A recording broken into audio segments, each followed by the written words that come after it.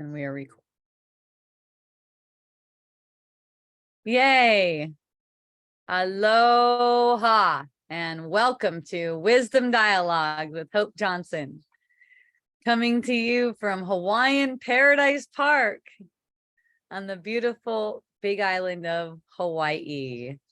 Yay.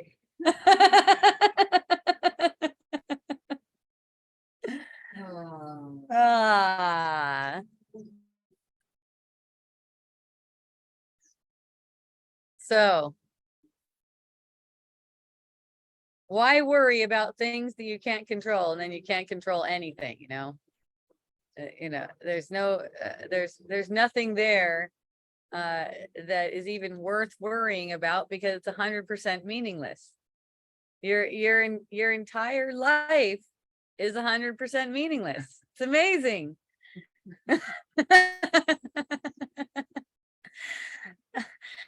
For me, this might be hard for some of you. Maybe you're hearing that for the first time or something, but for me, that's such a relief that my life is meaningless, because that doesn't mean that means I don't have to make anything out of it.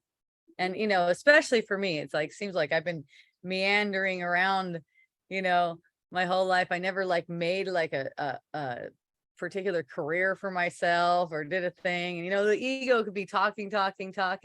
And, I love the examples that it gives, because there's all these different examples. Like, some people seem to be super successful. Maybe they found their calling really early on. They just started focusing on it, and they were on that for their whole life, And then some people just who knows, maybe they're doing coke their whole life and just hanging out. Maybe they're down at Cinderland hanging out all the time. What I'm saying is, they're all totally equal. The variations that we seem to see of these different lifetimes, these different apparent lifetimes, and and to make judgments too, if that one went better than that one or something like that. A lot of the times we're freaking wrong, because the purpose of it is awakening the mind, right? So a lot of the times we're freaking wrong about what kind of lifetime is the most successful as far as reaching your actual goal that you set lifetimes in motion for. The only reason lifetimes have been set in motion is because there's a particular goal, there's a particular outcome that they will produce. Right. There's no other goal for lifetime. So it doesn't matter what you seem to be, or how you seem to be spending it. It actually really doesn't make one bit of difference. Okay. So what each of us is charged with doing, you could say, in the dream, is to feel the feeling as if these things are separate, which is natural. That's naturally occurring to you. It's not hard to do. It's just that we seem to run away from the feeling. Our tendency is to run away from the feeling and not have it, not embrace it, even pretending like we can't feel, like numbing ourselves out, right? Because there's this major fear of it. It seems like something really fearful is going to happen. It seems like there's a really a cause to feel this way. So that's what people are afraid of. It's like trying to steal some time, trying to run in time, avoiding the problem, basically. Which is avoidance, you can say, because the feeling sense, it just needs to be met with awareness. The feeling sense is being projected by thinking habits. So if you're with the feeling sense, willing to see what the thinking habits are, anything that you think is wrong. Let's say you're constipated today, okay? And you just feel wrong about that. Whatever your conditioning is, it's it's telling you that's bad. You shouldn't be constipated. Now you go back to what you're eating and see if you've been eating good stuff, to see why you're constipated and stuff like that. All that stuff, it's okay if it occurs. It's just meaningless, though. It doesn't really do anything. You're only getting these different senses and these variations to try to prove to you that what you thought was true, the separation, really happened. Okay, that's what all the variances are about. So you're getting a sense of constipation. You probably didn't think about this before, or maybe you did if you've been listening to Wisdom Dialogues, to offer appreciation. Like, again, thank you, I love you, to the constipation. I'm not kidding. It's really good. To the constipation, because that sense that something is a problem is a habit. That's bringing things back around. It's like going around in a loop. It's bringing them back again and again. So the more you would see things as if they are a problem, the more apparent problems arise for you. Look, there's nothing here, and the only thing that's going on is interpretation. And at that, it's misinterpretation. It isn't even the reality. So this, this is pointing to anything that you think is wrong or shouldn't be happening. I mean, I just noticed it for myself that, like, let's say on Saturday, I was down there at Kalapana. Oh yeah, by the way, we started doing farmers market. We were at Kalapana on Saturday. I didn't even realize that was going to occur. But so I show up at the farmers market and it's raining, right? And I'm at a booth and I'm buying all these oranges, and I'm noticing that it starts to rain harder, and then it's like, oh no, it's raining. I just noticed that it's going, oh no, it's raining. But really the raining is also deserving of gratitude. And really, if you give everything gratitude, that's coming back to you. It's always whatever you would make of it, that's how you'll have it be. So that means if the rain is a bad thing to you, it's just making a bad thing out of something that's neutral. The perception is just neutral.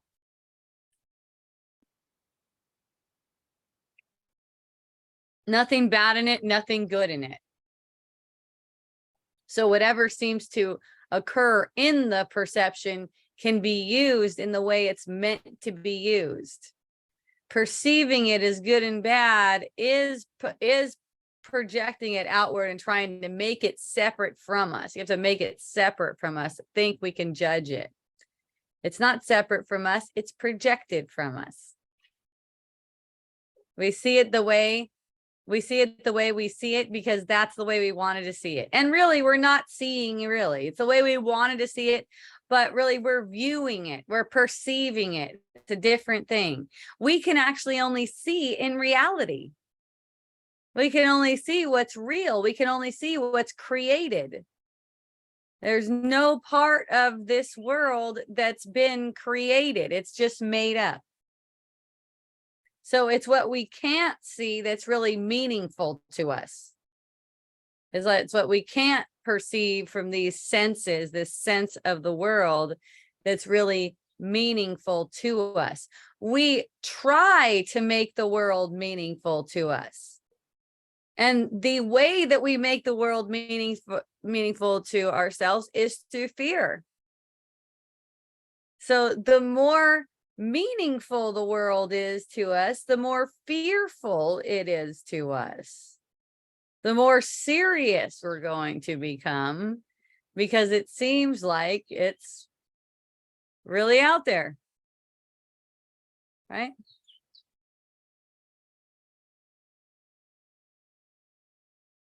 So it's a matter of going through whatever experience it is without making the experience or the thing, your actions or someone else's actions, without making anything of them. The draw is to try to get you to react, right? Try to get you to make something of them. And it is natural to find yourself reacting. So I'm not saying that to avoid the reaction, but the point is to make you react.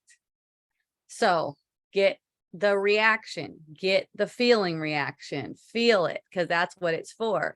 If you don't feel it, then you missed that opportunity. And don't worry, it comes back again.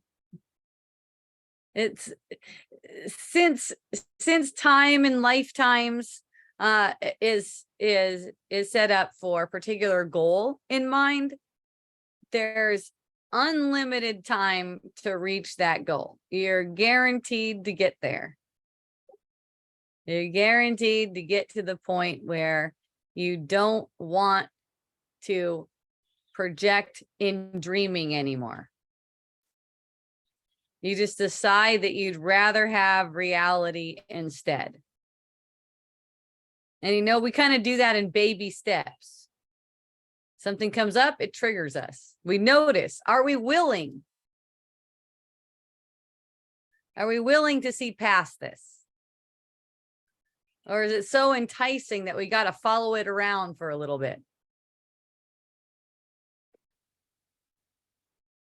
The energy I was saying last time in Wisdom Dialogues in person, the energy is kind of like a drunk dude with a heart on following around a seductress, the kind of vibes, you know, like the energy of these thoughts to just like kind of grip your attention and notice how it's gripping. It's like you're following it, feels almost like you can't help it, but you can. You're interested in it. You won't let anything else in. The ego's voice always speaks first, and it's loud. And what happens is once you bite onto that voice, it's kind of like a train, and you start going in a direction. And it feels like you're really committed to that direction. Can't get off now. I've already made that person that. Now I need to prove it.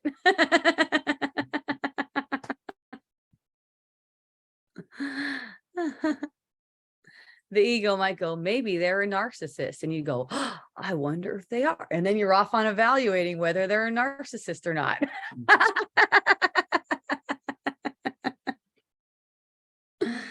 That's why, you know, that's what I love mantras for. And I told you guys, I've been telling you guys for the past several weeks, my mantra has been, thank you, I love you. And it just comes, every thought just comes right back to that. Like this is the kind of journey that we're on. We're chilling out. We get drawn by a thought. We go on a thing. It's kind of like we're being drawn up toward heaven, vibrationally speaking. We're being drawn up toward heaven, and we go off on these little segues. And then we end up, but we always end up coming back. So, you know, you never have to worry about people either on their path, because everyone, even when they go off on those diversions, they always end up coming back. They're brought back. Usually it's suffering that brings people back.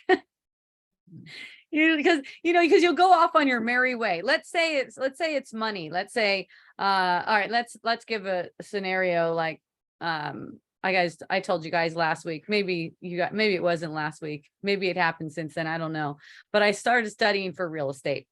So let's say I become a real estate agent, and then all of a sudden I freaking make a shitload of money in real estate, right? And then I go, okay, forget all that stuff about oneness and all that stuff. I like this shit.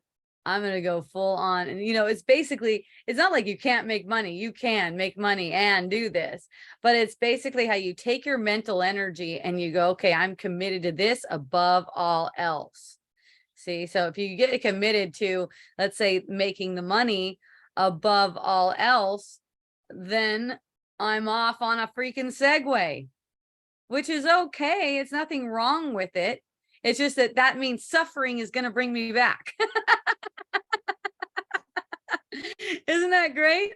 It's really gentle if you look at it, you know, it's actually really gentle, because you want to return. I mean, that's your will. Let's say it's your will you share that with God. That's God's will for you to return to wholeness, to sanity. Okay. And you share that same will with God.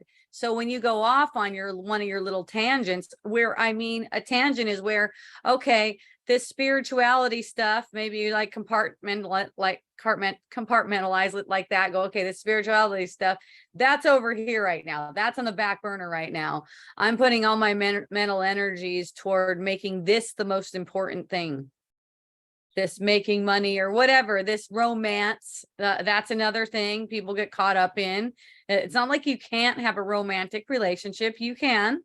There's just this mental switch that happens where you put that thing above waking up. You put that thing more important than forgiveness. See, for forgiveness to occur, that has to be the most important thing to you. That has to absolutely be the most important thing to you. It has to take precedence over whatever else. So you have to be alert. You guys have seen how when you're not alert, you just get taken over. So you don't have to be alert, because when you're not alert, you get taken over by the ego and you realize it and then you come back again. Basically, that's how it goes.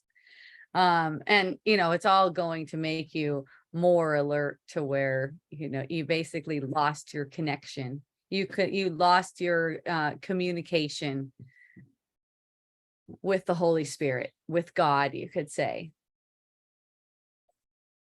You start to get angry more, to get nervous. Basically, just come back. This doesn't mean that you have to even have a certain block of time for meditation. It can definitely be helpful, but that also depends on your mindset.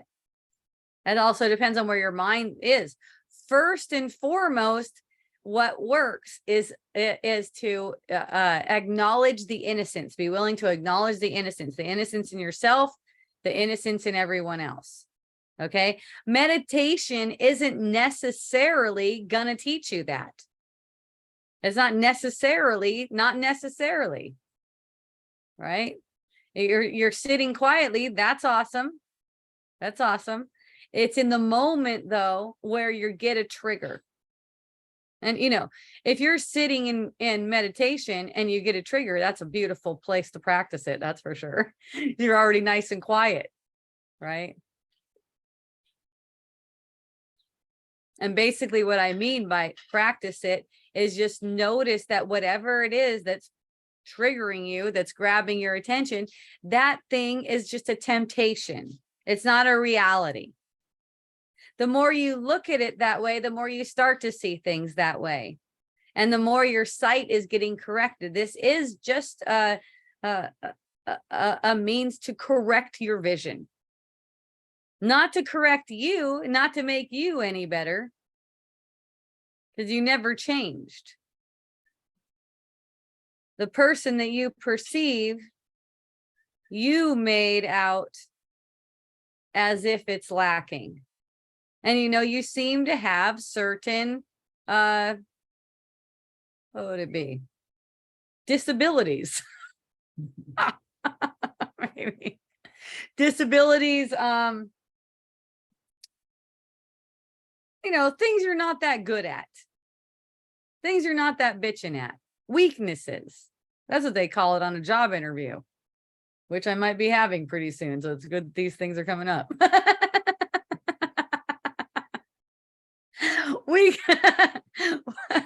Weaknesses, disabilities, and weaknesses. Those are where the strength of your creator can come through. So it's like, appreciate any disabilities, appreciate any perceived weaknesses, because that's where the strength can really come through. I seem to be having this situation kind of ongoing for me, kind of my whole life, where it seems like there's some kind of financial issue. Right.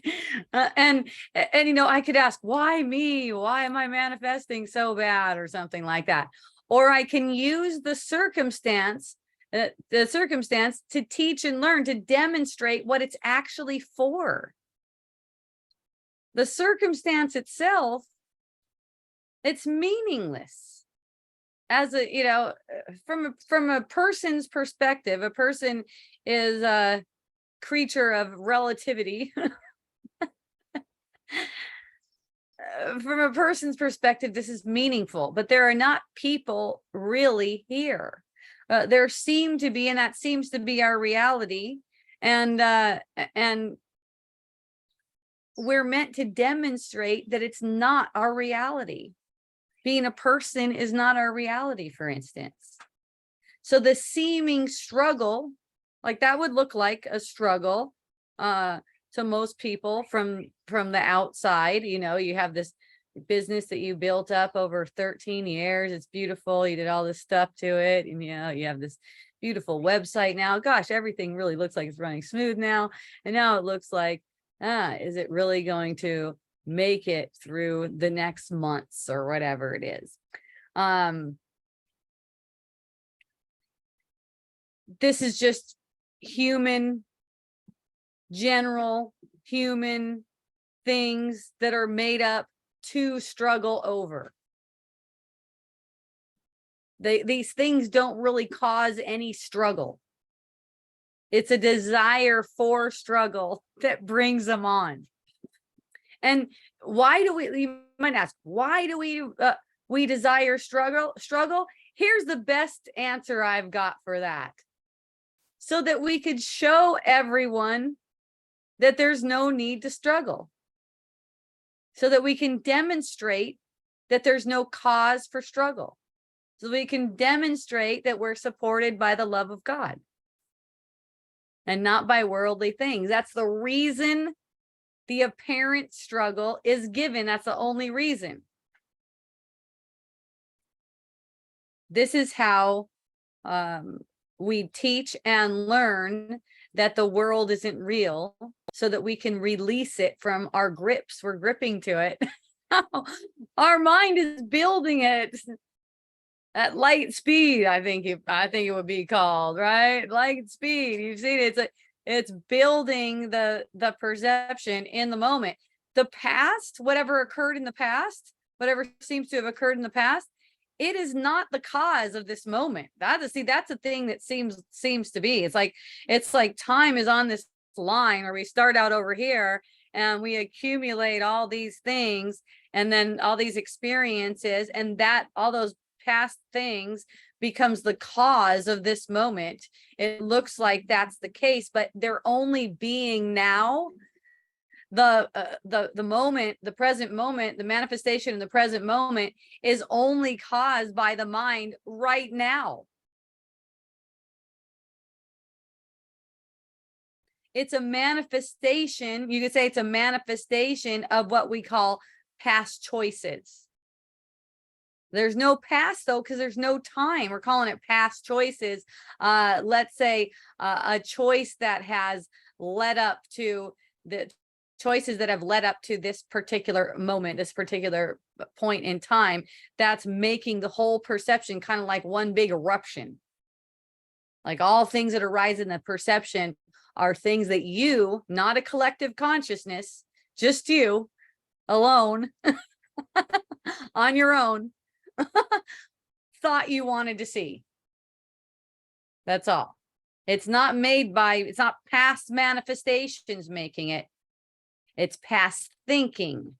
So this moment is a manifestation of past thinking. This moment is also this moment. It's a present moment. So that this moment as the present moment, perceiving past thinking, right? As you're perceiving past thinking in the present moment, you have the power to deny any meaning to your past thinking, which is basically this manifestation. Because you've made your past thinking meaningful, the manifestation seems more and more and more real to you. It takes a sort of a willingness kind of practice with gentleness to undo this, to have you more aware of what's the reality. Because the reality is beyond what we made up. We have to be willing to see past what we made up to be able to see reality. Our senses stop at the borders of everything that we made. The borders are basically, if you're looking at a person, that's their skin. And look at how the eyes stop, or if they're wearing clothes, it stops. It stops at that particular object. It's projecting, the mind is projecting objects. The eyes are formed to perceive those objects that are not there. Same thing with the touch. Our senses, our touch senses are formed to perceive objects that are not there. Actually, none of it is here. It's so funny because my mind flashes to the other night when Chaitan and I were cruising around down at Pohoiki, and oh my God, I just felt so scared when we saw the cows. We were in the dark. It was only like 9 o'clock, but it was dark. It was raining. We were out there at the pond. So if you haven't been down to the Pohoiki Hot Pond, basically you're walking through the jungle a little bit because you can't even park inside the park at night. Otherwise you get locked in there, but you can go all night. You can be down there all night, and it's got really hot ponds, like jacuzzi hot. So it's really nice. Anyways, we're leaving the place. It's raining. It's like raining pretty good. We're done. We're ready to go. We've been there for a couple hours probably. I don't even have any clothes on. I'm in my bathing suit. Well, I guess bathing suit's kind of clothes. Cruising down the street in the pouring rain, just getting all wet. We got we're like, well, thank goodness we got our flashlights. It is so freaking dark. You barely even see with a flashlight. So then Chaitan goes, I think something's moving up ahead. And I was like, oh, it's probably just people. Well, oh, holy shit, it's cows. It's not just one cow. It's cows, like right on the road, right in front of us, right? And I don't know, Chaitan's from India, so I'm assuming he sees a lot of cows growing up and stuff. He's probably pretty normal for him. Me, I mean, I kind of live on a farm, but it doesn't have any cows on. The last story I heard about cows is they charge. It was Achaia. Achaia told me the story on Achaia. Achaia lived where they had cows. These cows are living with these people and charging people that live there. Like, what the fuck? Anyways, so that's the story that my mind goes back to, right? And I'm just like, and I'm aware in the moment that I'm afraid. I'm also aware that I'm afraid, but I'm not like trying to hold it against myself or pretend like I'm not afraid. I'm just like aware. It's just like a really gentle awareness. Oh, there's fear. And you know what, really, I'm not really capable of getting afraid too. It's kind of funny how we say I was afraid, but it's not like that, because you're not really capable of getting afraid. You're viewing fear. You're only viewing fear. So it's like, oh, there's fear in a gentle way though. Oh, there's fear. And then Chaitan, being the manly man, the masculine man that he is. Why am I getting so much identity in this story? I don't know. I love it though. I'm just fucking with you. So Jane. Anyways, Chaitan goes, I think we should just keep on walking. I think it'll be fine if we just keep on walking. And then it's like, okay, what choice do we really have? I mean, shit, it looks like we're walking. So he walks on the outside of me, because I was originally on the outside closer to the cow. Chaitan, and that was comical for me. That kind of like put a little comical edge on everything. He's such a cute fucking dude. He's smaller than me, actually. I'm pretty sure. He's walks on the outside of me, and he's gonna protect me in case the cow comes charging.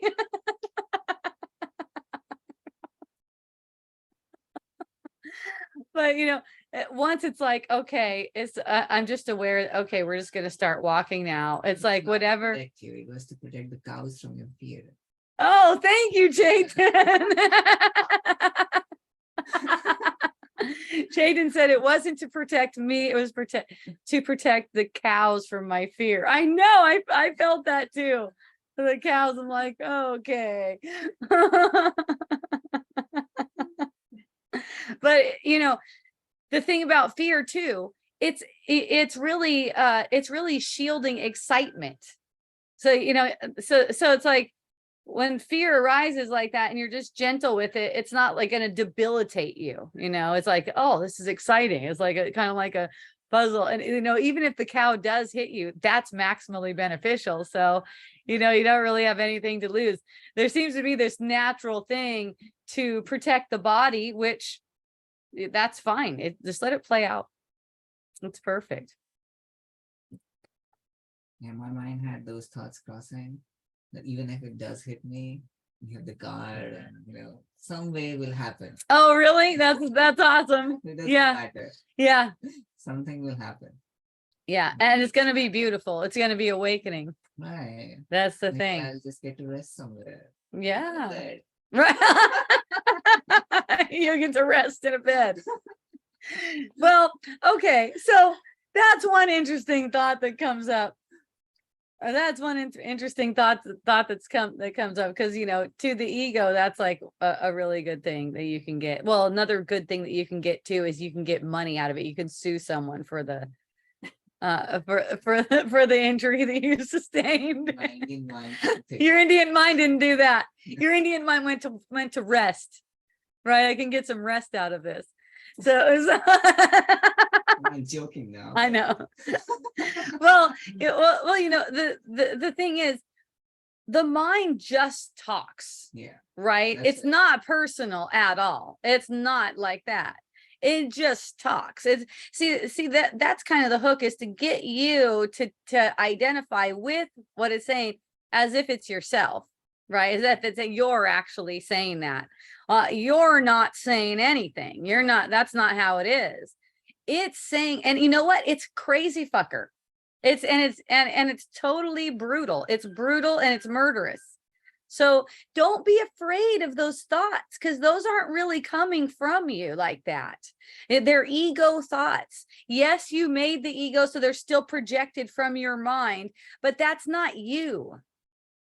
Okay, so it's kind of like you get a little bit of distance from this thing that you made up, so that you can see that you did make it up. Because when your mind has you as being so involved in it, as if you're the one that's saying that, right? Then you're caught up in it. Then you're afraid to see what it's saying. You'll actually you'll get complicit with the ego in covering up what the ego is saying, and you're automatically believing is about you. That's why you're trying to cover it up. But it's not about you in the first place. But this is how the ego will. This is some of the thoughts that the ego will put out. Look at all the thoughts are about the world are put out by the ego. It's just a projection. It's an ego projection. It's based on fear. Okay. So for instance, maybe I'll get some rest. See, that's a really common thing of the ego to say. Maybe I'll get some rest out of this. This is similar to the thought about how you're going to get some rest when you're dead. That's why when things get difficult, and nothing's difficult for anyone but an ego. It's not difficult for you. Even if it seems difficult, it's not difficult for you. Having a perception is the easiest thing in the world. Building the perception, that's difficult, but you're doing that. You're doing that automatically. You're just compelled to build perception. But actually having the perception, that takes no effort at all. You're just having a perception. Okay. So what's going on is you're believing and following thoughts that say that this is hard. This is difficult. Right. And it's like, it's this sense like, oh, no one knows how it feels to have to go through, oh, my circumstances and my this, and it's just not true. You're not going through any difficulty, really. You're just having a perception.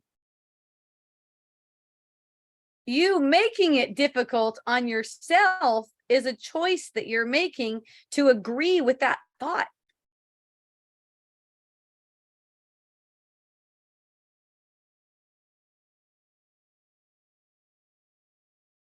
We're all wired. It's like we're wired or programmed. Let's say programmed. think wired was the old way of programming things, right? They just put wires all around. So they made robots and stuff, right? So it's like we're coded. Now we can see coding. Yeah. Get up to the freaking century we're in. Thank you. My younger friends bring me up to speed, and my older friends remind me these old thoughts, they're not fucking true. I was noticing that today. Oh, I have quite a few friends that are older than me. I also have quite a few friends that are much younger than me. Lots of friends in their 20s even. So it's fun to see the older ones, they have these old people complaints, right? And they have these old people things. They do the old people things, right? So for me, it's all my own mind. No one's out separate, like apart from me. So I learn from everyone. The young ones, they help keep me young, right? As they keep on, they keep me up to speed on young stuff. And then the older ones, they remind me, don't fucking believe these stupid ass thoughts that lead to this.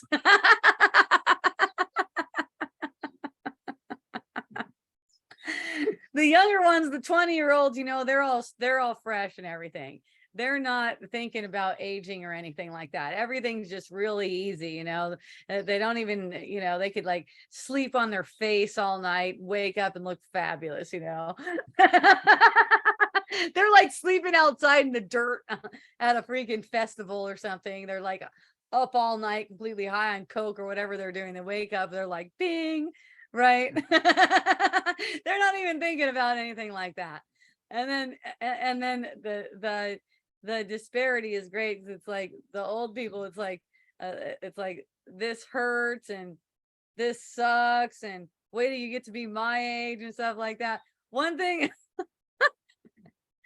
it would crack me up if I said this. I probably haven't said this in a really long time, but just to tell one of the young ones, wait till you get to be my age. Then things are going to get really difficult, right? Yeah.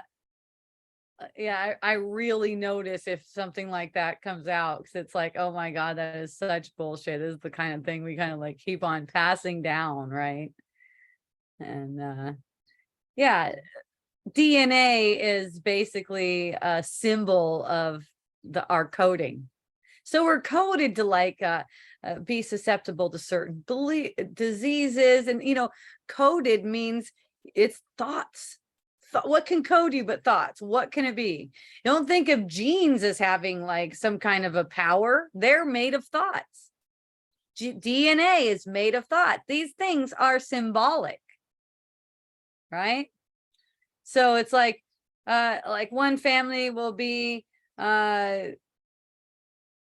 I don't know, let's say prone to breast cancer. Some of them are like prone to breast, they say they're prone to breast cancer. They're not really, but it's a believing in the same kind of patterns.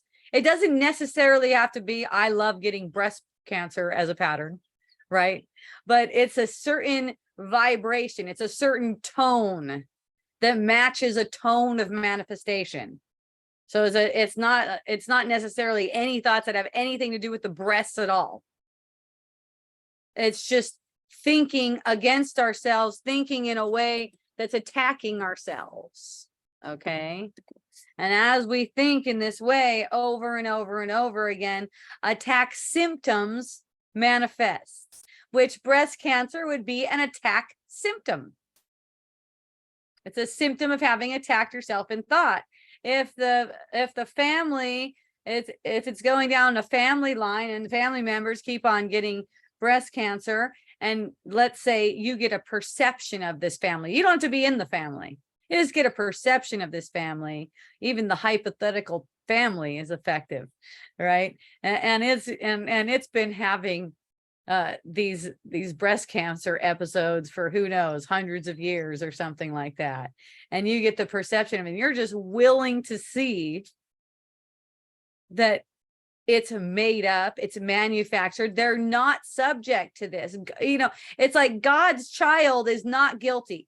God's child is not subject to any genes or DNA or anything like that. God's child is only making a choice to see things as they are not. Any way that you do it, the words are not really where it's at. Any way that you acknowledge what's actually true in the moment, you help heal this idea that we could be susceptible to our genes and stuff. You got people in your world, I'm guessing, because I get the perception of them in my world. I could be wrong, but some of them are going around lopping their freaking tits off because they think that breast cancer runs in the family. What can this be but an opportunity for forgiveness? They're not really there, misperceiving this. It's in my mind, so I have the power. See what I mean about how you could even do it with a hypothetical situation. Your mind gets some relief because you bring the power back to the mind. Take it away from this manifestation we have called genes or DNA. I don't even know if those are two different things or the same thing. It doesn't matter. But take the power back anyways from things that you gave power to in the illusion. Reclaiming it is a relief for your mind. It's not a relief for the ego. So if this is feeling fearful for you, you're following the ego. Why do you tell us to do things if nothing is real? Just for shits and giggles. I don't want to debate. I just want to know the logic of what you're saying. I just want to know the truth. Are you saying nothing is logical because everything is meaningless? Yeah, logical is just relative. That's all. And the relativity, that's meaningless. Anything that I seem to be telling you to do, it's a suggestion, and it's a suggestion to consciousness, which does everything automatically.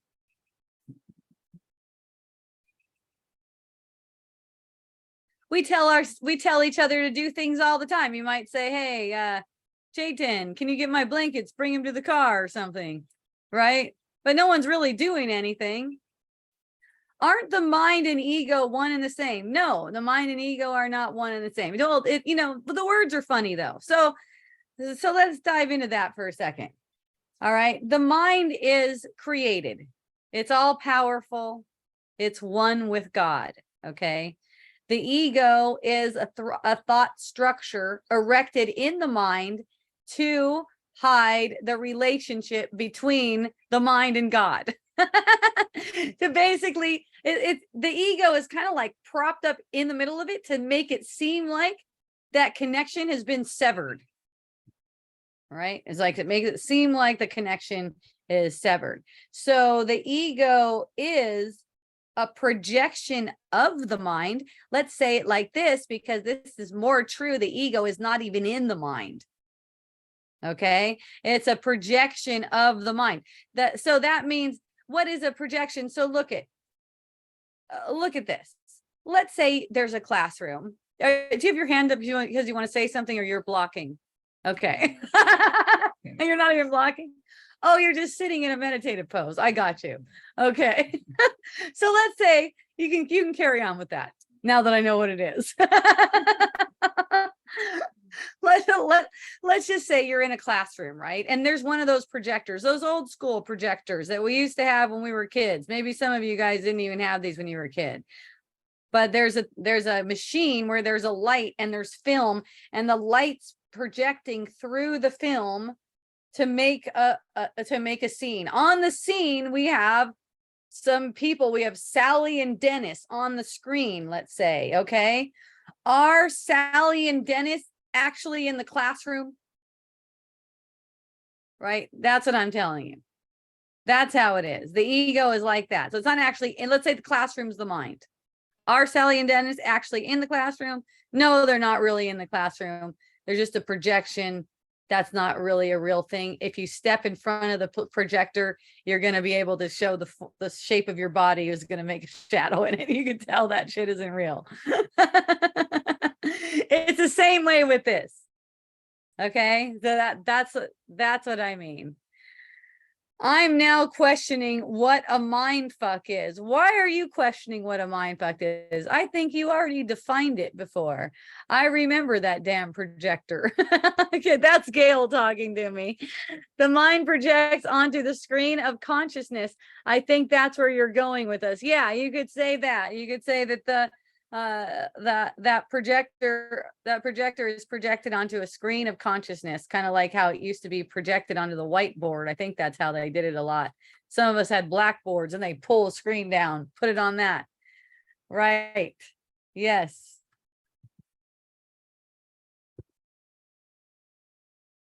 So the ego is in the mind. It's not in the mind. Is in the mind, is not in the mind. It's a projection of the mind. It's like that. Consciousness, mind, awareness are the same thing. No, they're not. Okay. Let's go to the- Consciousness. Consciousness is the first manifestation of separation. Mhm. Consciousness. To be conscious, you get to be conscious of something. Like the screen to all that stuff. It's the first manifestation. Okay. Awareness. Okay. Awareness. Yeah. The mind and awareness, that's really close. That's really, really close. Awareness isn't holding all of the projections like the mind is. Awareness is aware of the projection. Awareness is also aware of reality. Yeah, awareness is self-aware. Yes, that's it. And So- mind is just a projector. Yeah, but they are the same thing, but we're Yeah, we are just trying for to the use words purpose. for, like, Yes. understanding. Yes, for this purpose, because it's all one. There's not anything separate from one. But, for the purpose of understanding the mind, and by the way, you don't have to understand anything. That's another thing. Yeah. That's what's really awesome. But since you seem to want to understand something, that's why you came to Wisdom Dialogues. It's helpful in the regard that it allows you to see how healing can occur. Okay, it's like there's the awareness, which is what you are, the mind, which is what you are. Okay, so in the mind, you have reality. The mind is reality, you could say. And then there's awareness of that reality. Okay, these are both the same thing, actually. When we're broken down into a dream character, then that's how you have all these levels to work with. And that's okay. It's not like we're trying to pretend we didn't make these levels. We made all these different levels up. All right. So we've got awareness of what's being projected too. That's our awareness of what's being projected. And you can be aware of what's being projected and embracing your reactions. That's the closest thing to forgiveness. Forgiveness is a choice, which we also gave ourselves. In reality, there's no choice, but we gave ourselves the ability to choose. We gave ourselves the ability to choose, and then we chose delusion for millennia. So the way to unwind that is to make the opposite choice. Once we gave ourselves the ability to choose delusion, we automatically have the opposite choice because of the love of God. One way to say it is, as soon as you made the choice for delusion, God gifted you with the ability to make another choice. And a whole thought system with which to do it. There's a whole thought system while you're dreaming. In the dream, there is a thought system that helps you undo the thought system that you made. And basically, I'm expressing that thought system through Wisdom Dialogues. Right? I'm just sharing it with you. I'm expressing it to you. This is a thought system that so many people hear this and they go, oh my gosh, you're speaking to my heart. I feel this. Like, you guys know that it's true. There's defensiveness. So, some of you are not ready for this right now. There's a lot of defensiveness about this, but when you're ready, that it's true. And all I'm doing is just pointing you. I'm not giving you the truth. I'm not giving it to you. I'm demonstrating what it's like when you're following the Holy Spirit's thought system, how your perspective changes. See, you get a certain benefit of a certain perspective and a point of view that helps point your way toward your inner teacher and what your inner teacher wants to share with you. Phoebe, you and I give everything all the meaning it has. Yes, yes. Let's see what we have here. People are talking to me on Facebook. What fun. Constance, we are the meaning machines. Yes, I understand it as just getting the awareness of what is behind the doing. You can't stop thinking or doing here. Yeah, you see how it's compulsive, man. You're going to be suffering like a mofo if you're trying to stop thinking or doing. Imagine if I find myself, now I'm like 30% through a real estate course. I find myself judging that I'm in a real estate course, I'm going to be suffering. That's how it's going to occur, right? I'm going to be suffering. What I see is this, though. Here she goes, running down the road, running down. Oh, this looks like good. Oh, come on back again. You know, it's just like, it's just so cute. It's so adorable. And, you know, the willingness to use it all for one, fun, that's really big. Just to be able to have fun with things. Okay. I just have fun with whatever it is that I seem to be doing, right? I just have fun with it. And that what comes with that simple willingness to have fun is also willingness to forgive, because anything that's an upset feeling, that's interrupting your fun, right? So if you would be willing to forgive that thing that seems to be causing the upset feeling, you're back to fun again. So you're just having fun, right? The thing, and the reason why it's kind of like, there she goes on a, it's not because it's real estate or something like that. It's just that the way I'm coded at this point, all worldly things seem completely fucking meaningless to me. And it seems silly to even pursue any bit of the meaninglessness. And at the same time, I'm watching this compulsion to do it. It's kind of like an addiction. It reminds me of any kind of addiction. It's addiction to doing. It's not like you need to fight with it and try to make yourself stop doing. You go through those. It's the same thing like I'm smoking. It's the same thing like that. You go through it, the emotions. You can't help it. They're just arising, trying to stop something that's going. You know, you can see how that would tear you back, right? And trying to stop something that's going on a trajectory is just like, it's hard, right? So just allowing the things to play out, watching how your mental energies are shifting.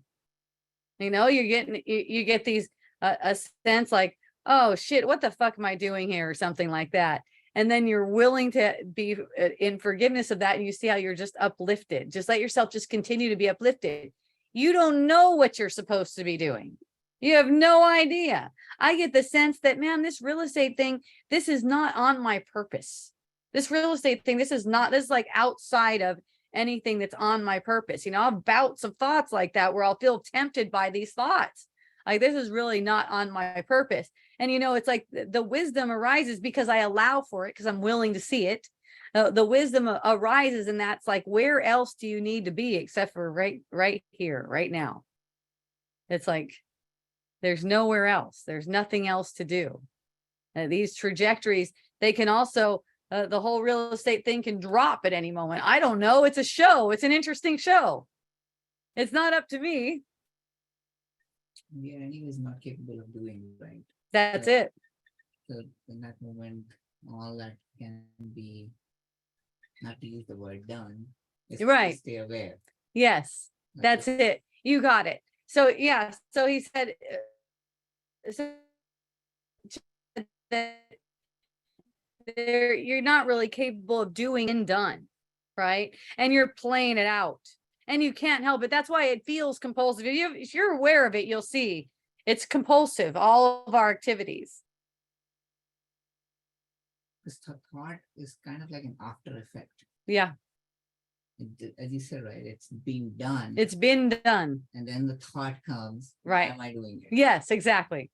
Because it's been done. It's trying to go after its own tail. Exactly.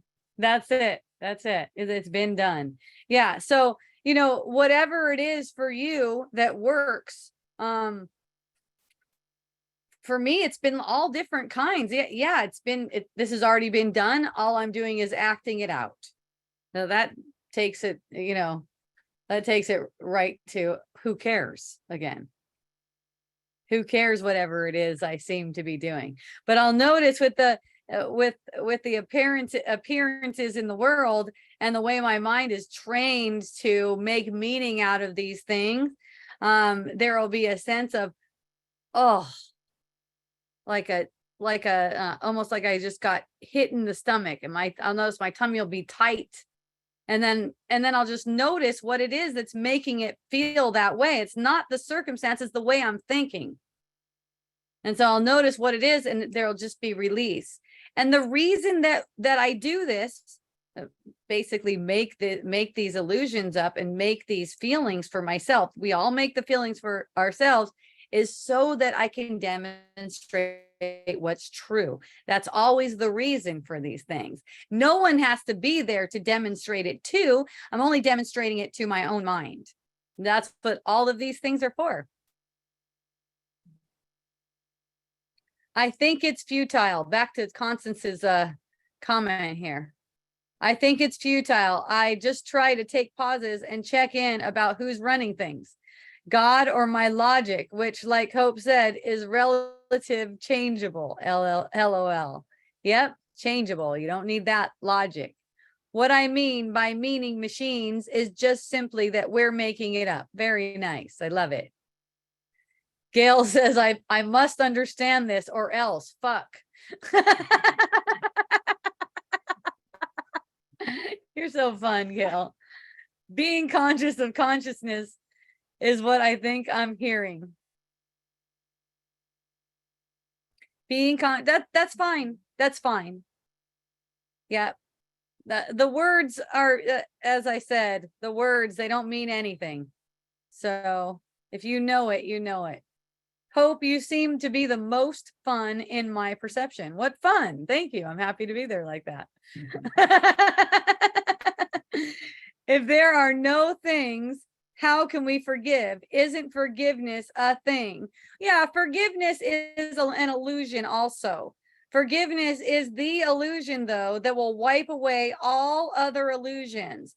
You need forgiveness because you have made these apparent things out to be real things that have real effects. So you've been given forgiveness as another illusion, as the answer to those things that you've made to have power over your mind. Okay. So yes, forgiveness is also an imaginary thing, and it's a great gift because it'll take us all the way to the point where we can be basically rescued by God. Like, we have to be resonating at a particular mindset that's close enough, because that's basically our consent.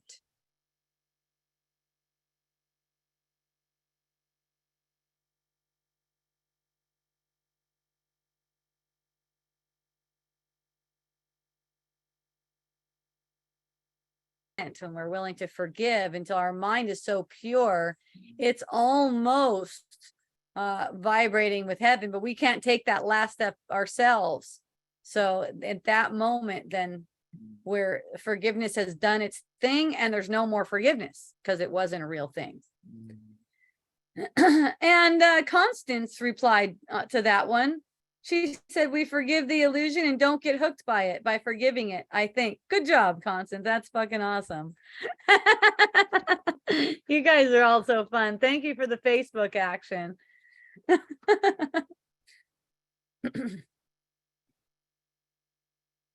Yeah, I know it's confusing, especially if you're coming to it and you really haven't heard anything like this before. And, you're kind of set in your ways, so to speak. People can get set in their ways after practicing in this lifetime over and over and over again, this sense of separation. And someone like me comes around and say, hey, there's not really a separation. Well, what do you mean there's not a separation? You look like you're over there. I'm like, I know it looks like that, but this is a body sense that we're perceiving through, and there isn't any body. It's like, it doesn't matter how logical and reasonable that sounds in my own mind, to communicate that with someone who's not ready for it is impossible. The only way to truly communicate it is by demonstrating it. See, trying to communicate it in words, that's not possible. So I just make my life to be a demonstration of it as best I can. Right. And when I'm not a demonstration of it, oh, you better forget that really fast, because that doesn't serve you at all.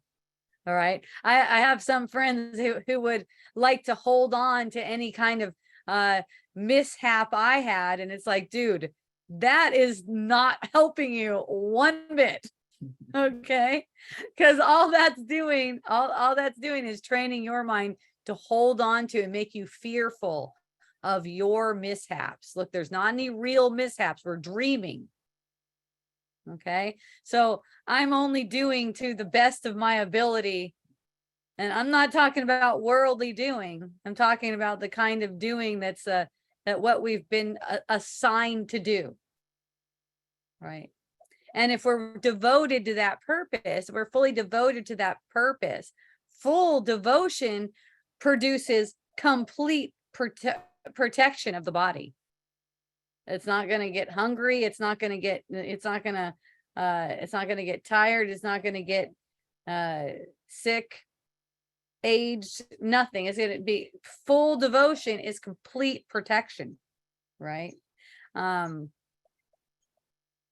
Also, that complete protection doesn't last very long, because full devotion, your mind is also very pure. You're not going to be perceiving in separation for a long time. All right. At that point, that's the purpose of these lifetimes. And it's not like a race. You want to try to get as far as you can in this lifetime, like that. Get as far as you can.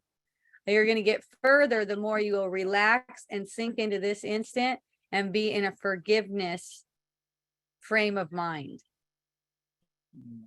When I think of yoga in terms of the poses and stuff like that, it's almost like the poses are demonstrating or reflecting this willingness to be poised and ready.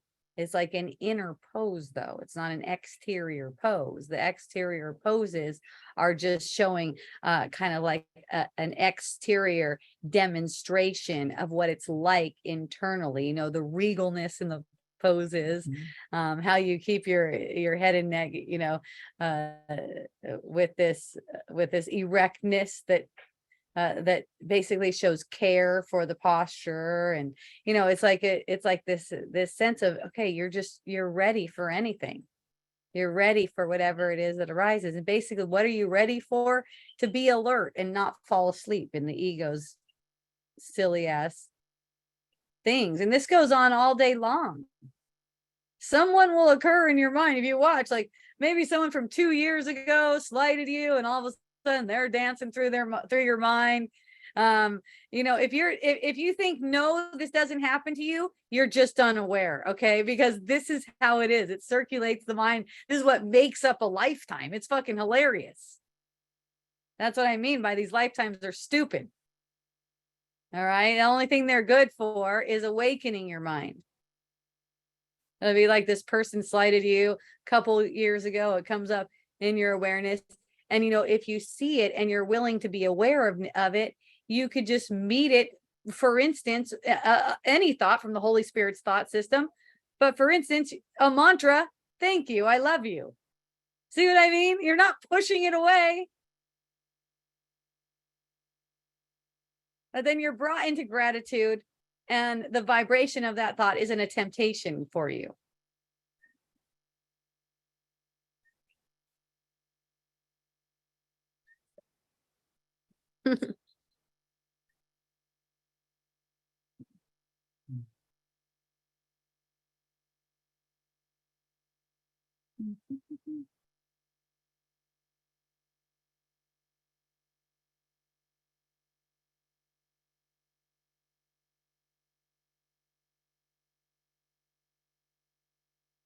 What you want is for everyone to know their innocence, because that's what you would like to learn. So you teach what you would like to learn. It doesn't matter what else seems to be going on. You could have a drug problem in your imagination. Your boyfriend could be stealing from you and cheating on you in your imagination. You know, you can have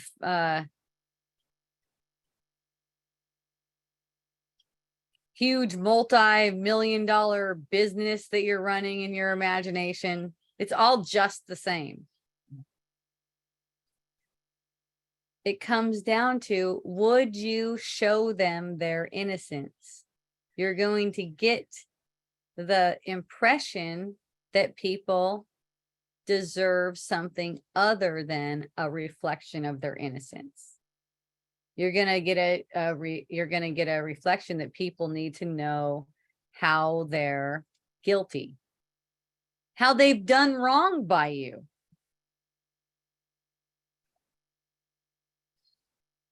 Right? Take a situation where it seems like someone's done wrong by you. Let's say they double charged your credit card. Right? And you're calling them up.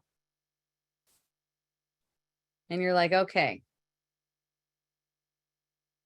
I'm making this call. You can't help it.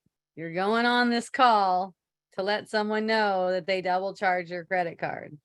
Notice that this is the time to be really aware of what you're demonstrating. You're not trying to change yourself, nothing like that. Just to be really aware of what you're demonstrating. Watch the other person's reaction to you. A lot of the times I'm on the phone with people, you know, they might apologize or something. I'll go, oh, that's okay. It's perfect for me. It's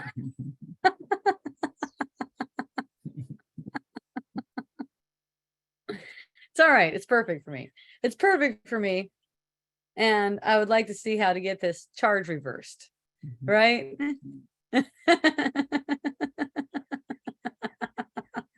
Knowing that it doesn't matter if you get that charge reversed or not, right? You're over here going, what the fuck am I doing even making this phone call if it doesn't matter, right? Why do you do anything if it doesn't matter, right? It's just compulsive. All this behavior, all this activity, it's just compulsive. And you know what? It's a reaction to fear. It's a reaction to running in the mind. It's just reacting. This is a manifestation of a reacting mind. Don't make it wrong. Don't try to make it stop reacting. Go through the reactions with awareness. You are that awareness. You just allowing yourself to be awareness instead of be an object in your perception. That's just closing down your awareness to this narrow little thing. This narrow little perceiving body, all of a sudden, that's you.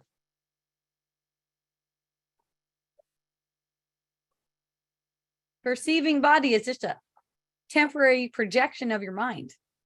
They take you through a storyline to show you something, to help you clean your sight. It's kind of like cleaning the windshield.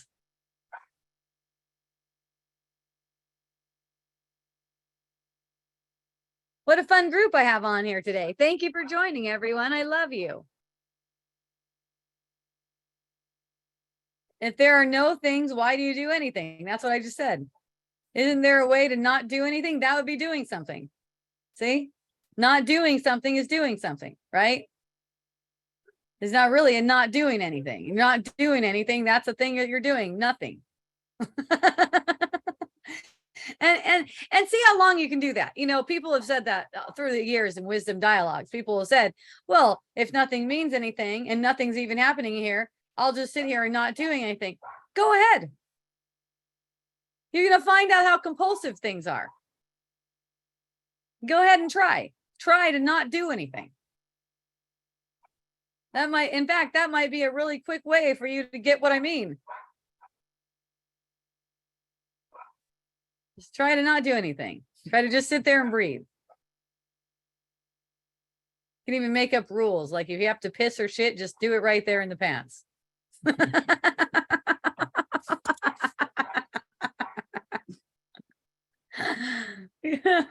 ahead.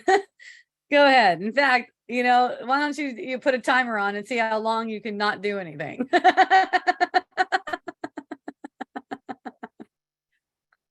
Is there a Guinness Book of World Records for that? Yeah. This person didn't do anything for 48 hours. Longest person ever. They didn't pee or poop. Yeah. And you're always apparently breathing. You can sense that that make-believe body, like it's making noises all the time. It's like gurgling and doing different things. It's breathing. It's acting like it needs shit.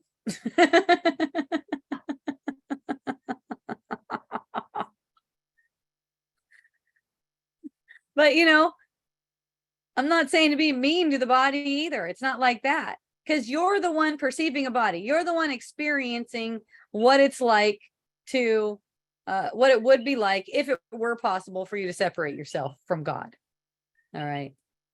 So you deserve all the care. You deserve all the love. That means that your body that you're getting a perception of can be treated with the complete utmost kindness and care and love and appreciation. It's deserving of that because, well, it's not deserving of it. You are. It's not a reality. You're deserving of that. You're deserving of kindness. You're deserving of gentleness, right? So it's not like we're trying to attack bodies. It's the opposite of that. When you make yourself into something that you're not, that's an attack on the body. So what we're doing is becoming aware of how we attack the body so that we don't want to attack the body anymore. There's this underlying drive to attack this body and send it to death. Send it all the way to death.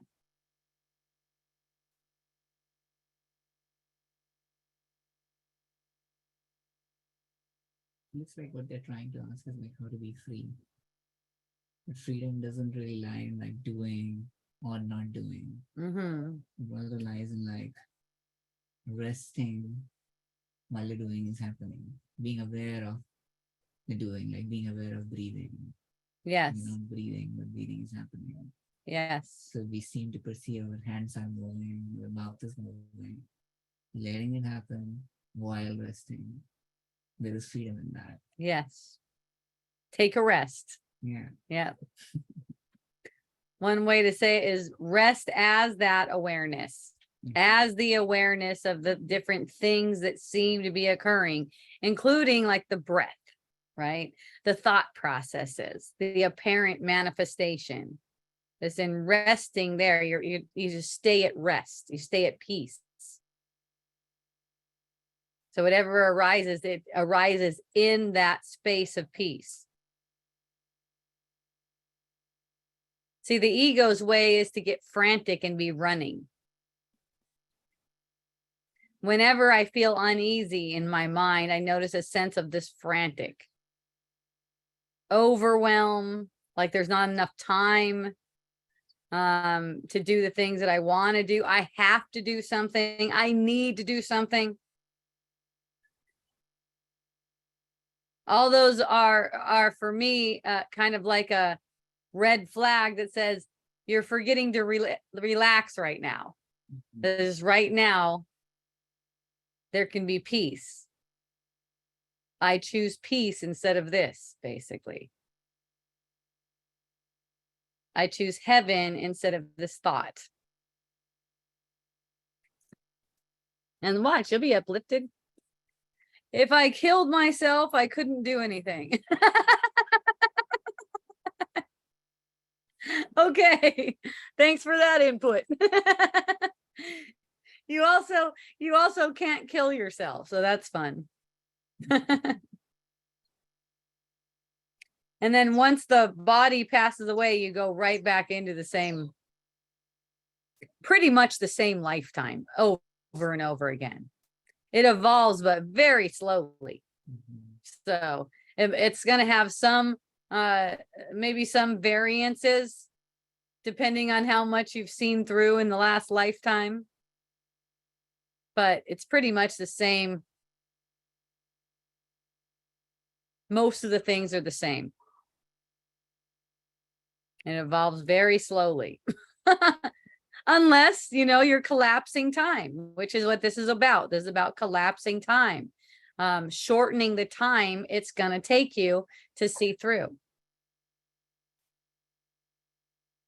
And once you're to a certain point of collapsing time, it's like there's a point of no return. You're not going to go back to projecting all this time again. Even when you go off on your little segues, little diversions where you're putting remember what a diversion is? That's where you're putting worldly things as more important than forgiveness. You're making things out to be more important than forgiveness. That's something that is like occurring in the moment. That's in the moment where you make something more important than forgiveness. So this hooked thought, and it becomes chronic. Like, let's say I gave the example of you become fixated on making a bunch of money. You become fixated on, okay, all right, there, I made $100,000. Okay, cool. Now, if I can do that this many more times, and then I can do, okay. And then you just like put everything else, including forgiveness, on the back burner to go run after that. Basically your mind is blank. Nothing's happening. So it becomes kind of like this chronic thing where you're just avoiding for a period of time, right? And then you get really scared, suffering, fear. You're back again. You're back on the track again. Okay. You get to a certain point that doesn't even occur anymore. It just can't anymore. Any kind of programmed apparent segues that come up to take place, they're not used in the same kind of way. For instance, when I got into activism, it was like I was just not going to let that be used for that ego purpose, even though that's like one of those kinds of really worldly focused things. Getting into activism, it's like as if this thing is a problem and needs to change. Really, activism. But just the determination to hold it in a way, it's like that. You can't even help that. You get to a certain point where you can't even help that. Even these things that seem to be a diversion, you keep on using them in the same way, collapsing time. Time just keeps on getting shorter and shorter and shorter as you play out the particulars of lifetimes. I don't know how many lifetimes, but I know it gets a heck of a lot shorter because there's millions of lifetimes that are being projected forward right now. They're being projected forward from the mind. So we just keep on shortening those so they don't get projected more, and collapsing the ones that are already projected. And that's for all people, not just for yourself. And you're collapsing lifetimes, you're collapsing the lifetimes for all people. It's the greatest service. It's the only real service. It's the only real service. You know what? You could be the most successful healer and no one may even know it, right? And no one may even know about it.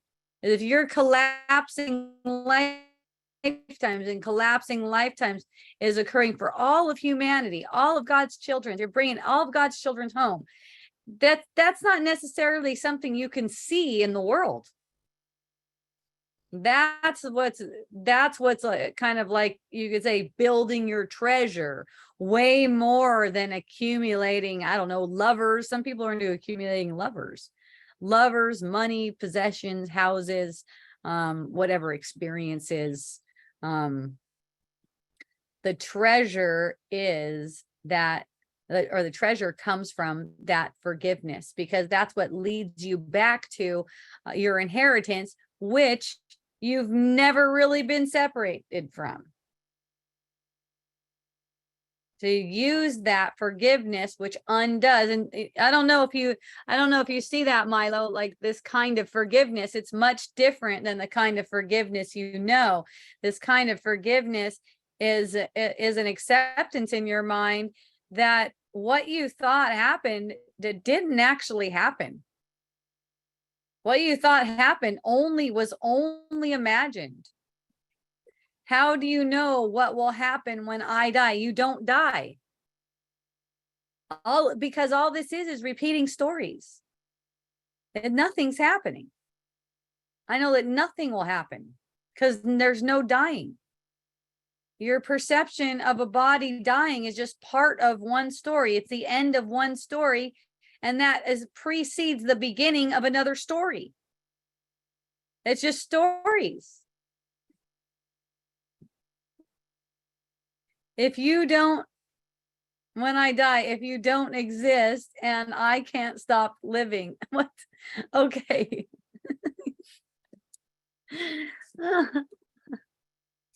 My advice, don't kill yourself.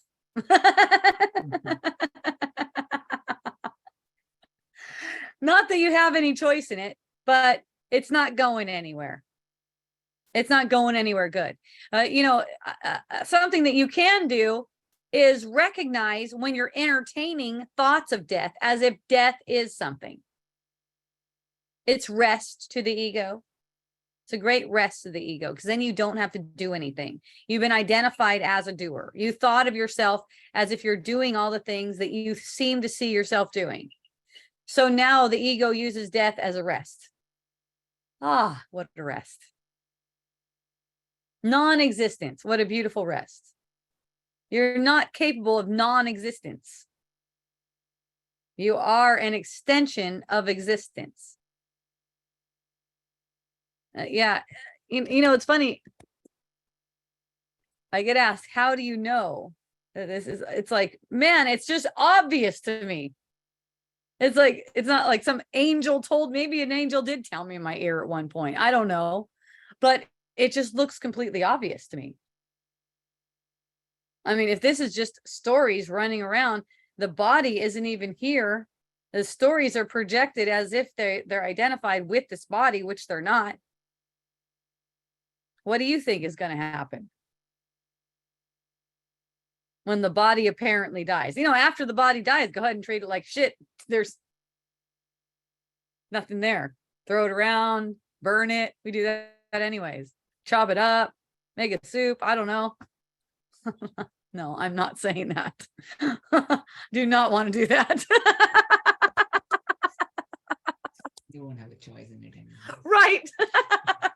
Thank you, Jason. If I did, I wouldn't have a choice, and I'd be like, thank you, I love you.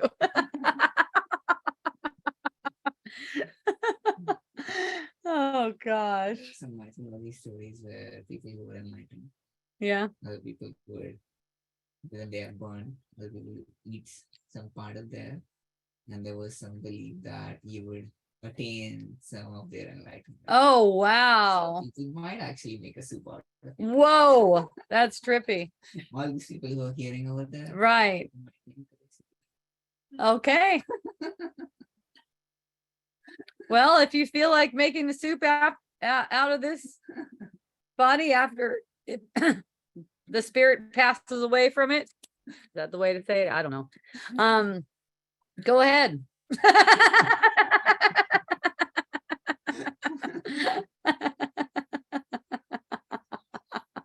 Anne's not going to do that.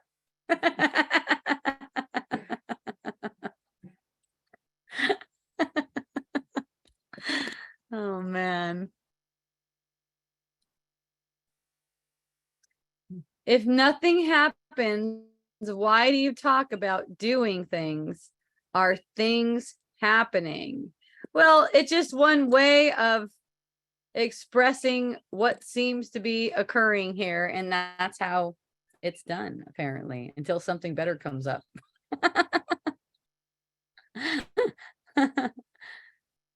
It's apparent doing. It's apparent doing. Whenever it's talk about the world, it's apparent doing. It's why is anyone doing that? Like, When you go to the bank, why do they act like you have a bank account there? You don't have a bank account there. There's no bank, right? Because there's a seemingly relative world in our imagination that we seem to be navigating. And the words that seem to be coming out to navigate it are also just playing out. Some of the questions you guys ask are meant to keep you on the surface of things and not go deep too. On the surface of things, they seem to be occurring.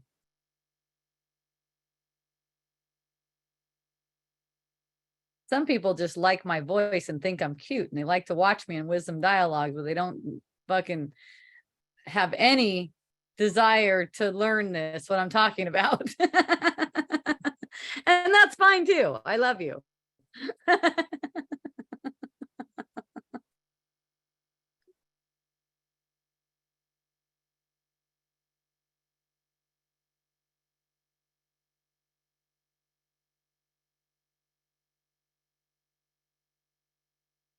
Thank goodness we never run out of time. It just keeps on going on and on and on. It keeps on repeating patterns within the construct of time.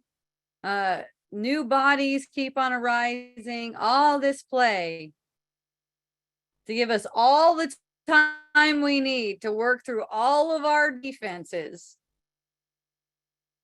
to knowing who we are.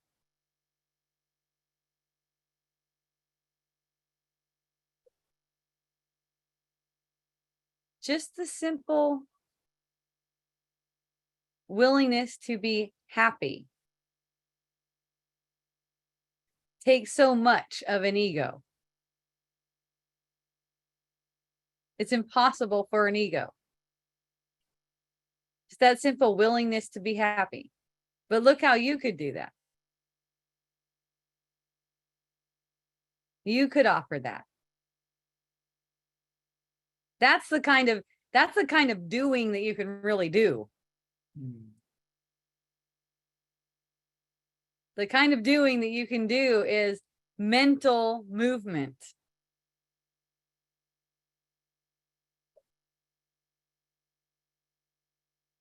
The things that you seem to do, we call it doing. We don't talk like that, seem to do.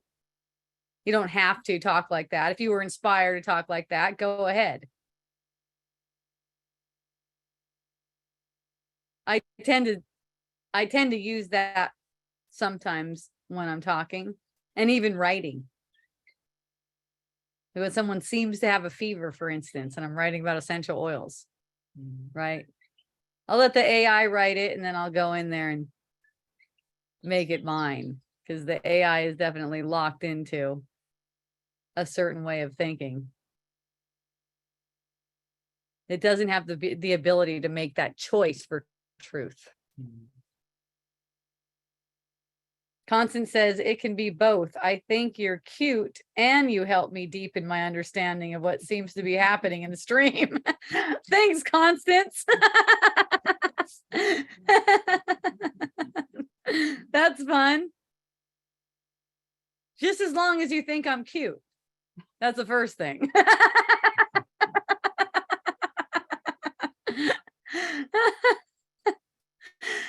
So that brings me to one way that I'm wired, or we decided that's coded now. One way that I'm coded is that I'll tend to get obsessed with success and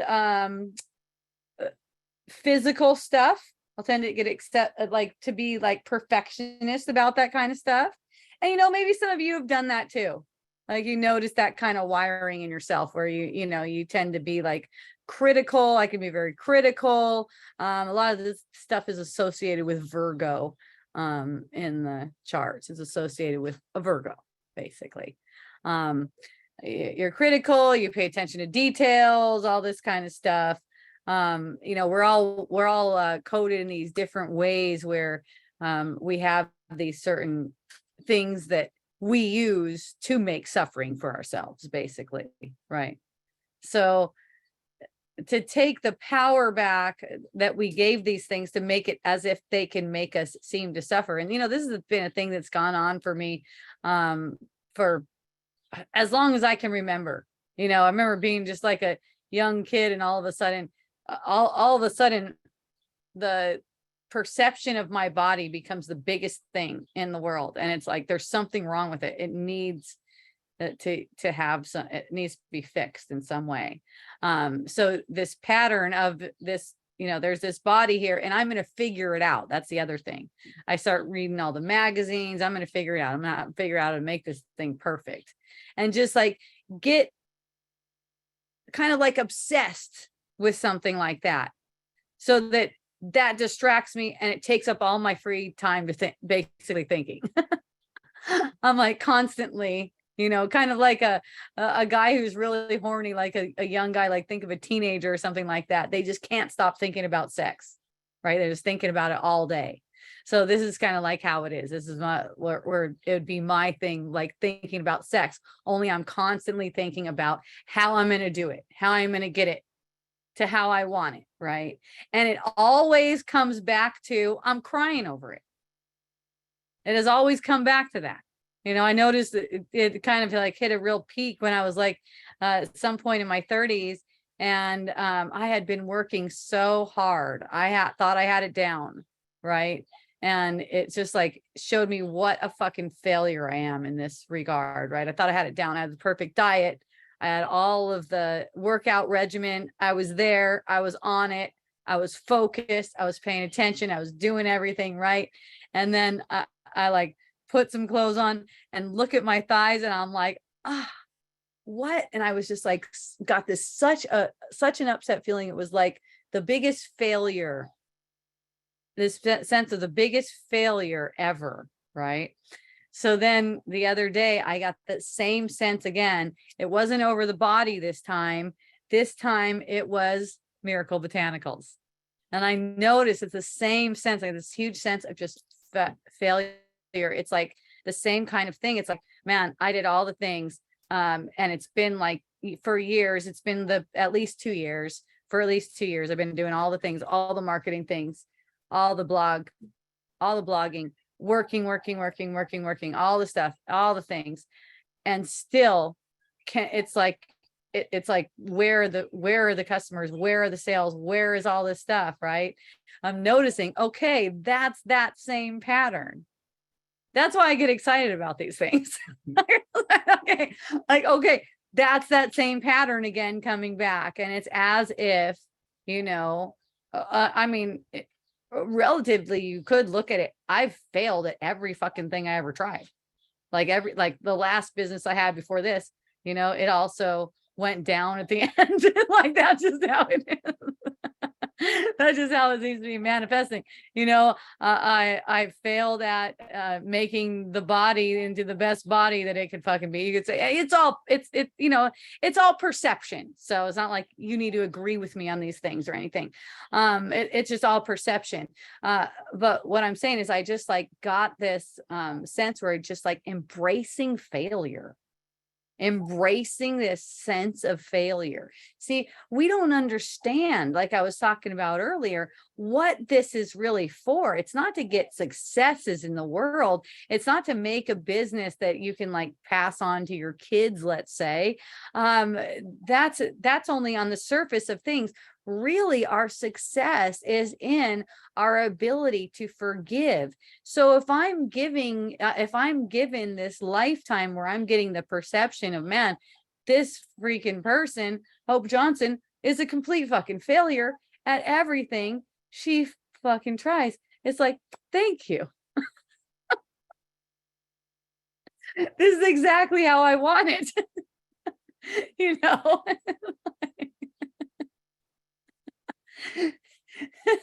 It might be a little bit more difficult on some people around me than it is on me. I don't know. It depends, if there's some kind of a dependency on, okay, this better work or something like that. But it's like, when I'm even going through the motions and doing blogging and stuff like this, I know this, that, you know, the amount of effort, and even if it's the best effort, like, you know, you're doing things awesome or anything like that, you know, I was telling my husband, have you noticed that all this stuff that I've been doing, it's all been failing, basically failing, because if the worldly purpose of it is to bring more customers and have more sales, that is not happening. And you know, and Tony's like, oh my God, how can you say that the stuff that you do is beautiful? And I was like, yeah, I know. I freaking got a nice looking website. Everything's awesome. It's, you know, the product descriptions are great. Of course, we have great essential oils. We know that. But all this other stuff we've been doing, mostly me, apparently. Apparent doing, Milo. You know, in worldly terms, it's, you know, it's supposed to, you would think that it would, it's not really supposed to, but you would think that it would produce some kind of result. So in the relative sense, it's like, man, and you know, I love this when I say this, like, whatever I seem to do goes nowhere. It's basically fucking failure. Like, who knows? Everyone's like, oh, real estate agent, you're probably going to do so good. You're probably going to just make so much money. Who knows? Because I don't know what I want. I know if I go out there and completely flop and fail, that's actually what I want. I know if I go out there and I start turning millions of dollars and fucking making a bunch of money, that's also what I want too. But the main thing is that I stay focused on what my function is in the midst of all these different things. That's what keeps me happy. Right? That's what keeps me happy. So I could get the perception. And, you know, I know why I get these perception. It's to help you to see. Okay. It's to help you to see. That's the only reason why I get these perceptions. It doesn't bother me if I'm fucking poor in this, apparently poor in this lifetime. I have not had that perception yet. But that's the thing. What I'm saying is it doesn't matter to me if I am apparently poor in the perception. Okay. I'm willing to do whatever it is that needs to be done, because it's not like I have to martyr myself either. It's not like I'm not going to be having a good ass time. I can have a good ass time with no money or with a lot of money. It doesn't really matter. I'm teaching and learning how to have even more fun, and also how to undo this thought that there are any variances at all. And so that we can see that we're all 100% successful, that we're all completely loved, and we've never left heaven, basically. So whatever my life particulars take on, I just use it for that. I'm not trying to manifest my best life ever. That doesn't even make any fucking sense to me. It sounds like a trick to me. It sounds like, hey, psst, come over here. Pay attention in this way. And when I pay attention in this way, I'm shutting off what's the reality. It's not even like that. It's we're a shared mind. Would I manifest my best life ever to the exclusion of what? My best life ever is my life in heaven.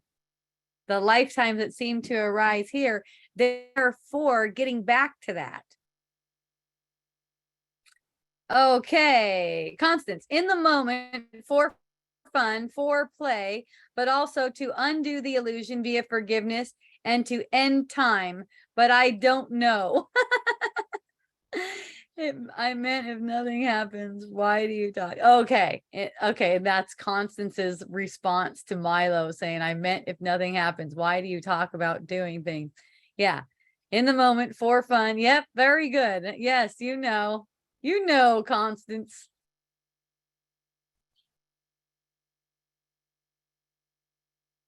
So it's not like I'm trying to martyr myself either, and I'm saying I will be poor, or I'm going to renounce money or something like that. It's just that this fear of not having enough is a kind of like a universal fear, right? It's like people have that idea that there's not enough. All the people that I perceive having the idea there's not enough are arising in my mind. So it's up to me to demonstrate that there's no such thing as not having enough. See, not having enough would mean that that something's arising. There seems to not be enough to the point where it will make you upset. You will use it to make you upset. That's not having enough. That's that scarcity. Like there's not enough for me to be in joy. The thing is, there's always enough for you to be in joy.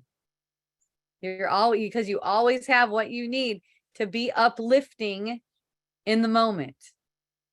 You're uplifted when you have when you have this willingness to be uplifting. It gets you out of your stupid ass story.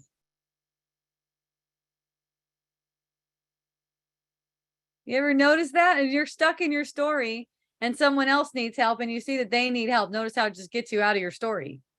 See how it's such a benefit for you.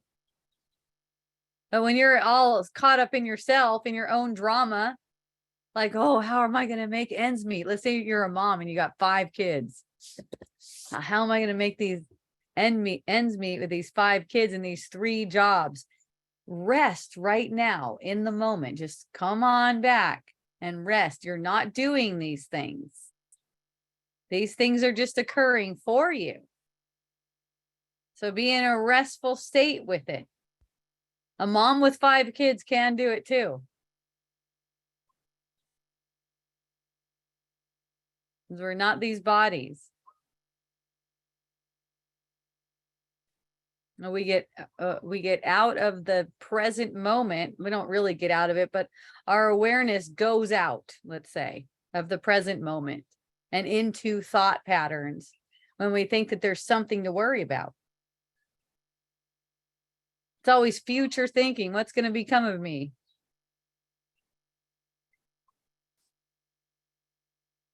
That's the kind of rest that you're talking about. More like inner rest. It doesn't really need to be physical rest. That's right. Like a mom of 5 may not, like their mind may say that I don't have time. You don't have time to rest. Yes. Inner rest is something that they can do. It's outside of time. Right. Yeah. You don't need a space of time to have that inner rest. Right. It's kind of like you just detach from whatever it is you're projecting into the field and become more of the observer of that, or the awareness, what's aware of that, than that object in the field. That object in the field is getting no rest. It's constantly being burdened. It's constantly being pressured. Yeah. So there's a pressure to perform. And that's what you could say we're doing. We're performing. We're performing for one another. Yay.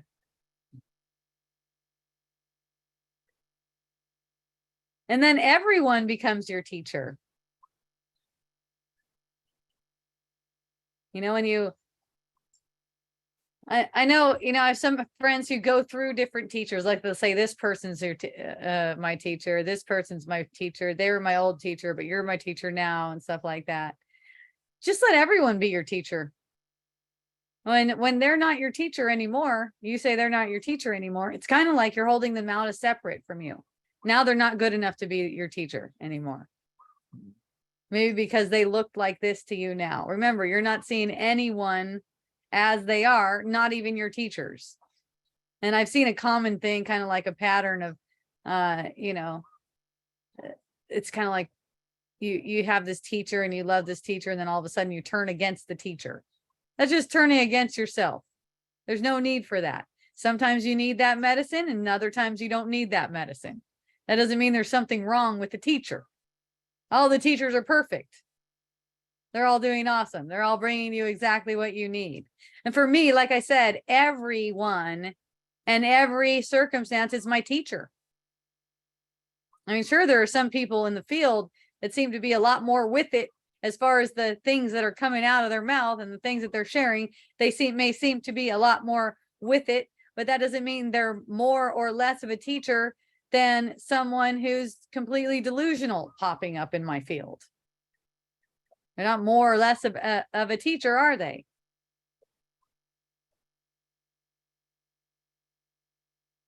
So willingness to see them that way and not try to make them a separate thing.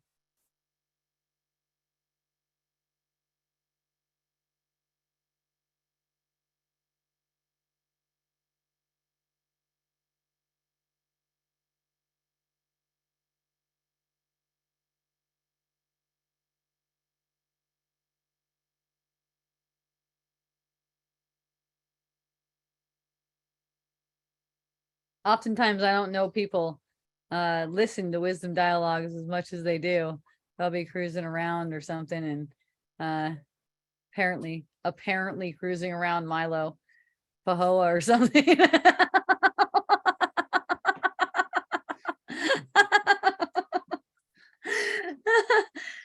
And people come up to me and maybe try to tell me something about myself, like I'm not that spiritual or something. Someone will say, oh, you're if you just were vegan, or if you were just more still, or if you were just more this, or if you were just more that.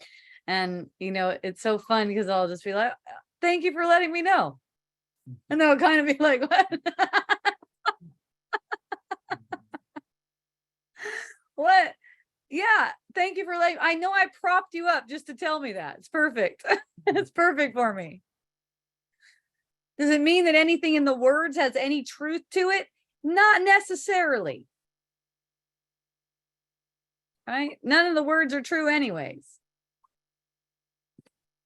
But in using everything like that, I always tell people, and they'll tell me something shitty about myself. I'll just be like, thanks for letting me know. I'm not trying to make an image. I'm not trying to convince people that I'm like some kind of spiritual person. I'm not trying to do that. That's not even important to me. I don't even care. I don't care what people think about me. Some people think that I'm like a fake. I've heard things get back to me about I'm a fraud, stuff like that. That's fine with me. It wouldn't make any difference. For me, what I'm noticing is my tendency to do things like that, to make someone out as if they're separate from my mind. Basically, it's just trying to hold me out as if I'm separate from your mind. That doesn't mean anything about me. That just it indicates a habit of holding things out that are separate from your mind. What's my function in that? Because it's projecting in my mind. Basically, a person is projecting in my field who apparently thinks I'm a fraud, for instance, right? What's my part in that? Just forgiveness. And that's basically this willingness to see that it is arising in my mind, and it's for teaching and learning, and it's perfect for me, and it's maximally beneficial. I'm not trying to change their mind. I'm not getting in an argument in my mind for hearing these things. It's funny. I seem to hear them. Milo, again, I even seem to hear things. I don't actually hear things either. So this thing it comes back to me. Hey, so and so said you're a fraud or something like that. Then the thing for me is just forgiveness in that moment, not to try to have an argument with it, figure out why they think that. I don't care. Right? It's just simple in that moment, very simple. It comes up, someone thinks this, and that's okay. And thank you. I'm glad they think that. I'm actually happy about it. One of my friends was telling me today that she's happy that her father died. And some of her friends were going, how can you say that? That's terrible. And she's like, well, we seem to be much, much closer now that he's not embodied.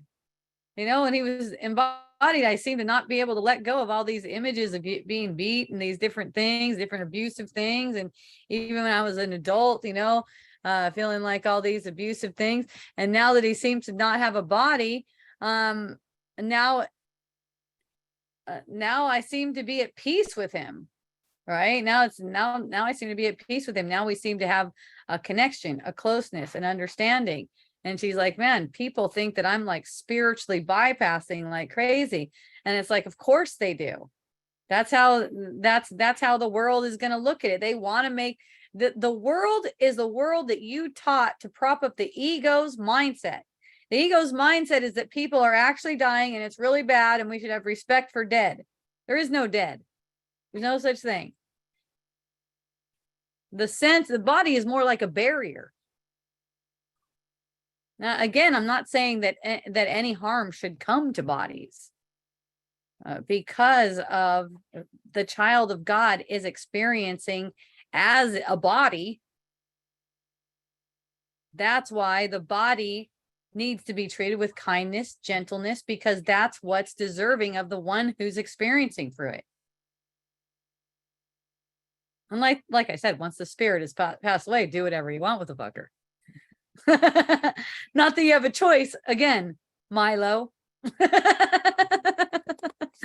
Okay. Why do you talk about being happy if you don't exist? Well, I said that we exist. We exist.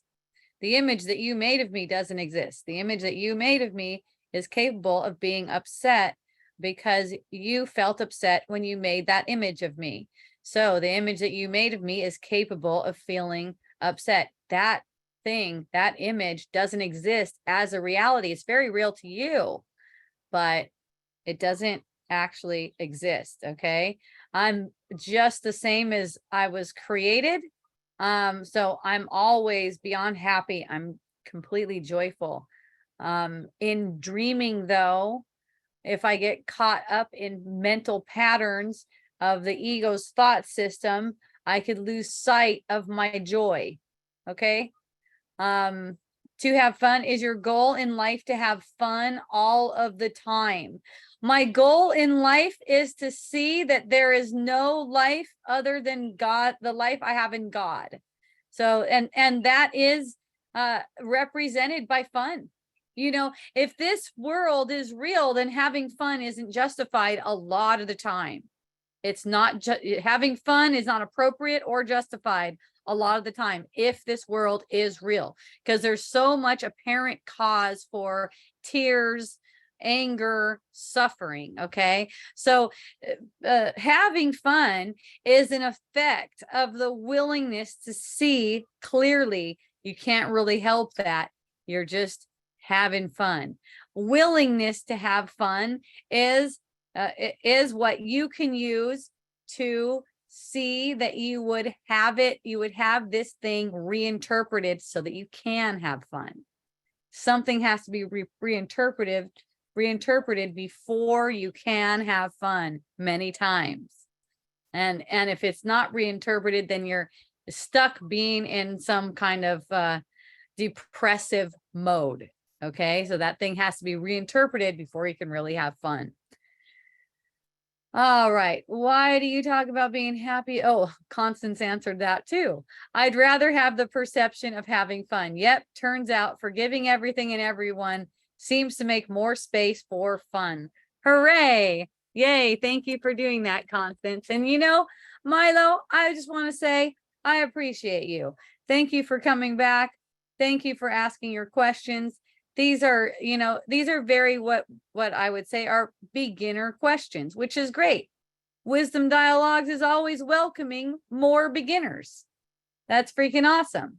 And, you know, at first, you're not going to understand what I'm saying. At first, you're not going to get it. So you're going to have all these questions. Thank you for answering my questions. You're welcome. I appreciate you. That was a beautiful, loving thing to do. I still think you and I do exist and I do love you. That's not an illusion. Yes, the love is definitely not an illusion. And you know, you're welcome to think that we exist for as long as you like. Isn't that fun? It's all good. It's all good. Yay. All right, you guys. Thank you so much for joining. I'm still working on a new website for hopejohnson.org. It's going to be on Shopify. Oh, Jason, aloha. Thank you. Thanks for joining. I love you, Jason. So it's going to be on Shopify. I'm going to offer some services on there, like some kind of counseling services, something like that. And I'm going to have price tags on that stuff. Just remember, if you listen to Wisdom Dialogues and you hear me and you don't want to pay, or you feel like paying is a hardship on you or something like that, remember, I always talk to you for free. I mean, you know, you could just call me, or you could just tell me you want to talk to me and I'll schedule a time to talk to you. A lot of you guys, you don't take that long. Anyways, because the truth is so simple. When you just give me your little scenario, whatever your stupid worldly thing that you got going on that you think is important, and you know, just bring that to the truth. We'll just bring that to the truth. It doesn't really take that long. Right. Sometimes people will come on, we'll just get right to it and they'll be like, oh, well, that's easy to see now. So how have you been? You know, and just start shooting the shit, right? Love is the only thing that's real. Yes, love is the only thing that's real. Thank you, Constance. Thank you for helping me too with answering Milo's questions. That, in fact, I think he was talking to Constance and not me. Who knows? Maybe he's talking to both of us. Doesn't matter. Oh, thank you, Natalie. Thank you for joining me. I really appreciate you. I love you. Thank you, everyone. I'll be back next Monday, same time. Also, if you don't know already, I'm down at Cinderland now on Fridays, 3 to 5. That's where I'm at. I'm in the yoga room and it's really fun. Okay.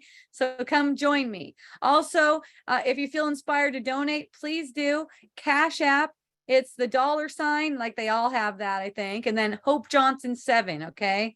Soon I'll have a way to do that online. I really appreciate donations. It helps me to pay for the different technology that I'm using. Also my website. I have a couple $100 worth of expenses each month to run Wisdom Dialogues. Also, my second book has been completed. It's with the publisher right now. And my friend Gail, I don't know how long ago it was that you did this, but you wrote a foreword or something like that, or a preface or something. I forgot what it's called. And I just remembered you did that, and it's in there. And that is also with the editor right now.